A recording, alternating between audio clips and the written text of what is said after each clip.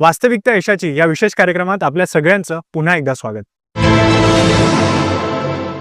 पाण्यातून सोनं तयार होतं असं कोणी म्हटलं तर थोडं अविश्वसनीय वाटतं, पण मेहनतीनं आणि योग्य सरकारी योजनेच्या साथीनं तेही शक्य झालं आहे। अकोला जिल्ह्यातील कवठा बहादुरा येथील विठ्ठलराव माळी यांनी प्रधानमंत्री मत्स्य संपदा योजनेचा लाभ घेत गोड्या पाण्यातील फिनफिश हॅचरीचं मत्स्य बीज केंद्र उभारलं। त्यांना 25 लाखांच्या प्रकल्पासाठी 15 लाखाचं अनुदान मिळालं आणि त्यातून सुरू झाली एक नवी आर्थिक क्रांती। आज त्यांच्या या प्रकल्पातून केवळ मत्स्यबीज निर्मितीचं होत नाही, तर अनेकांना रोजगार मिळतोय आणि त्याचबरोबर शेतकरी वाडा या कृषी पर्यटन केंद्रातून गावालाही नवसंजीवनी मिळाली आहे। आज त्यांच्या या प्रकल्पातून केवळ मत्स्यबीज निर्मितीच होत नाही, तर अनेकांना रोजगार मिळतोय। त्याचबरोबर शेतकरी वाडा या कृषी पर्यटन केंद्रातून गावालाही नवसंजीवनी मिळाली आहे। सरकारच्या योजनेचा योग्य वापर आणि शेतकऱ्यांची दूरदृष्टी हेच आहे यशाचं खरं रहस्य।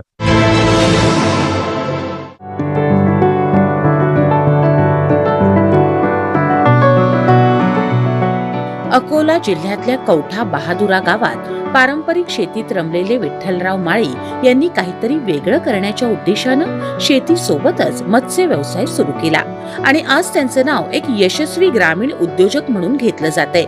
ही किमया झाली त्यांनी केंद्र सरकारच्या पंतप्रधान मत्स्य संपदा योजनेअंतर्गत सुरू केले